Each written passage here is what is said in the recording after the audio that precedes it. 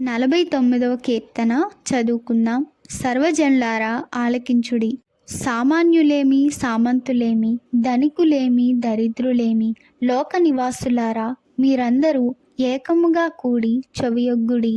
నా నోరు విజ్ఞాన విషయములను పలుకును, నా హృదయ ధ్యానము పూర్ణ వివేకమును గూర్చినదయుండును. గూఢార్థము గల దానికి నేను చెవియొగ్గెదను. సితారా తీసుకొని నా మరుగు మాట బయలుపరచెదను. నా కొరకు పొంచువారి దోషకృత్యములు నన్ను చుట్టుకొనినప్పుడు ఆపత్కాలములలో నేనేల భయపడవలెను? తమ ఆస్తియే ప్రాపకమని నమ్మి తమ ధన విస్తారతను బట్టి పొగడుకొని వారికి నేనేల భయపడవలెను? ఎవడును ఏ విధము చేతనైనను తన సహోదరుని విమోచింపలేదు. వాడు కుళ్ళు చూడక నిత్యము బ్రతుకున్నట్లు వాని నిమిత్తము దేవుని సన్నిధిని ప్రాయశ్చిత్తము చేయగలవాడు ఎవడునూ లేడు. వారి ప్రాణ విమోచన ధనము బహు గొప్పది, అది ఎన్నటికిని తీరక అట్లుండవలసినదే. జ్ఞానులు చనిపోదురను సంగతి అతనికి కనబడకుండా పోదు. మూర్ఖులను పశుప్రాయులను ఏకముగా నశింతురు. వారు తమ ఆస్తిని ఇతరులకు విడిచిపెట్టెదురు.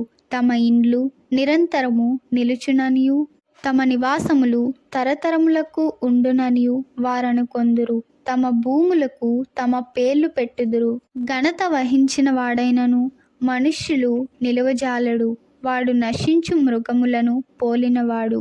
స్వాతిశయ పూర్ణులకును వారి నోటి మాటను బట్టి వారిని అనుసరించు వారికిని ఇదే గతి. వారు పాతాళములో మందగా కూర్చబడుదురు. మరణము వారికి కాపరి అయ్యుండును. ఉదయమున యథార్థవంతులు వారినేలుదురు. వారి స్వరూపములు నివాసము లేనివై పాతాళంలో క్షయమైపోవును. దేవుడు నన్ను చేర్చుకొనును. పాతాళ బలములో నుండి ఆయన నా ప్రాణమును విమోచించును. ఒకడు ధనసంపన్నుడైనప్పుడు వాని ఇంటి ఘనత విస్తరించినప్పుడు భయపడకుము. వాడు చనిపోనప్పుడు ఏమీ కొనిపోడు. వాని ఘనత వాని వెంట దిగదు.